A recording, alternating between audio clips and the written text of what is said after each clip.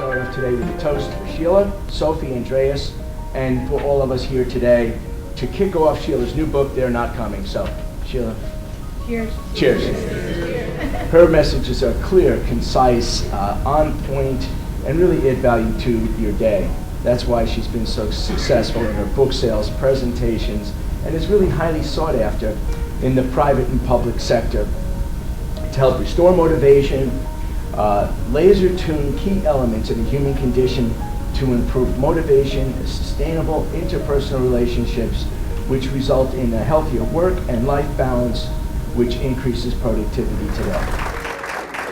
Welcome. Thank you, everyone. There's just 3 things I want to share with you. 1, it's official. We are living in a new relationship environment. Number 2, this is not all gloom and doom. There is a mountain of hope.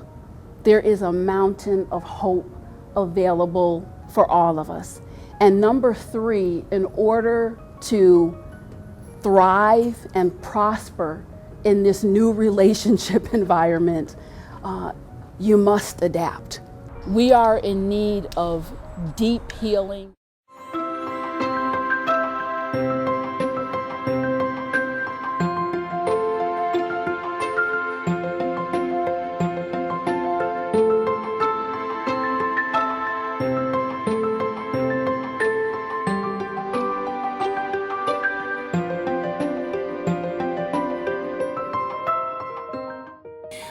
When I started my career about 15 years ago, I had this long checklist about what it takes to be excellent in customer service and building your client relationships.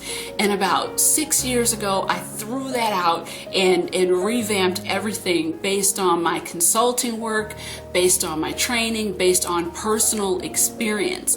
What I know and believe beyond a shadow of a doubt is everyone knows how to be nice inherently and deliver this wonderful customer service. We've got that down.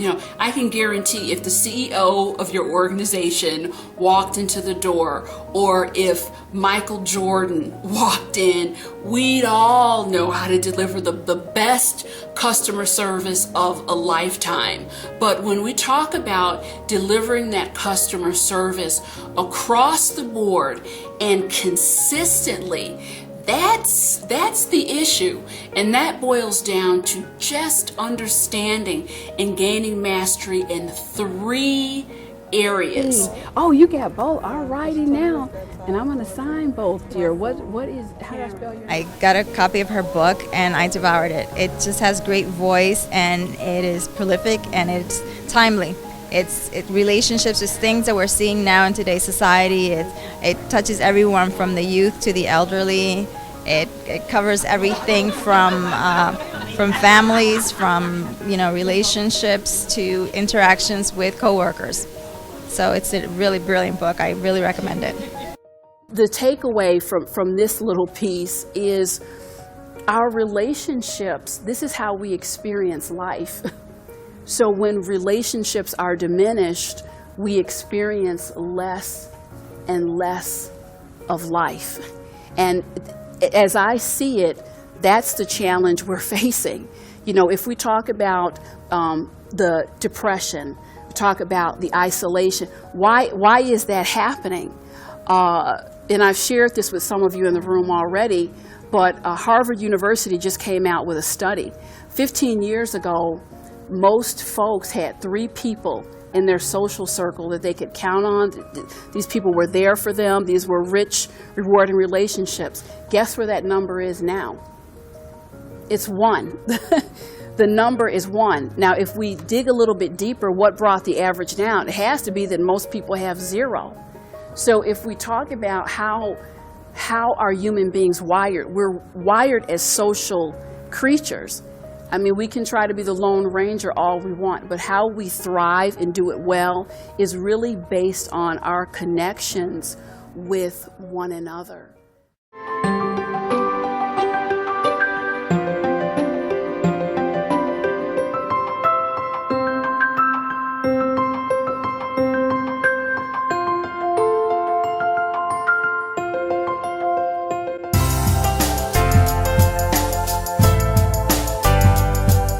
met with Sheila some time ago, and I almost have no words. I mean, what she can offer today is just incredible. It's called Because It Takes Stamina Today. And for you to be successful in life and in business, yes, it takes a lot of stamina.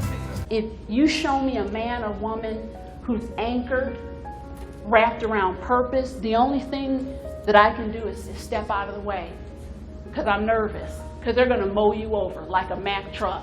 I will offer them a snack and some water on their way, but I'm getting out of the way because they are unstoppable. But that's the combination of purpose, and that's anchored, and that is rooted.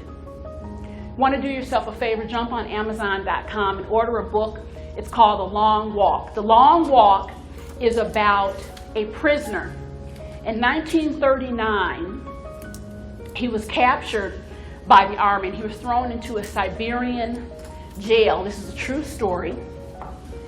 And he experienced horrors and torture beyond imagination. He found the courage and he got an opportunity to escape. He escaped with 6 other prisoners. And he walked across the Gobi Desert. And he walked across the Himalayas.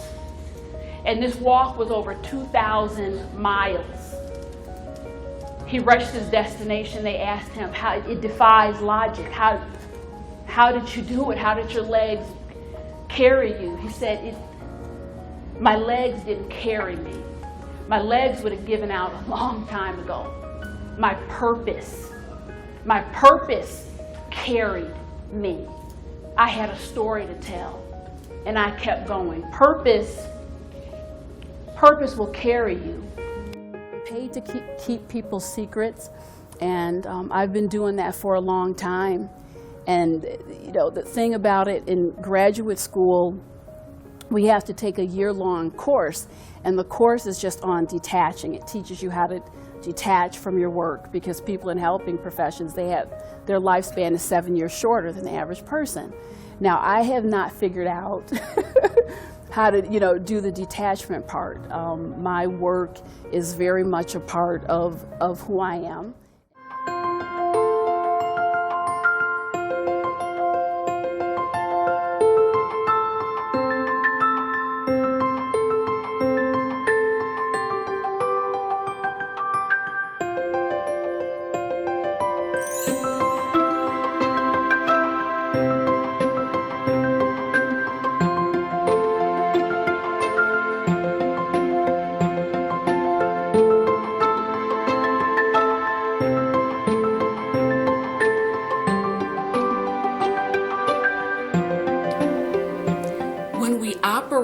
Out of a place of stress, it literally changes the nature of our relationships, because it changes who we are on the inside.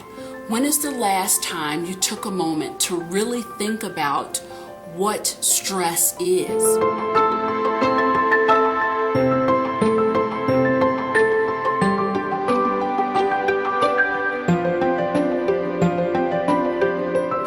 Start out with a quote from relational theory. And I want you to stop and think about whether or not you agree or disagree with the statement. The way we see people is the way we are with them. And I'll repeat that. The way we see people is the way we are with them. That simple statement can give us a wealth of insight when we're talking about managing challenging personalities. The bottom line is this: people do not develop challenging personalities because of any reason it has to do with us. They develop challenging personalities because of the way they see people, the way they see the world, and the way they believe they have to behave in order to make it through this lifetime successfully.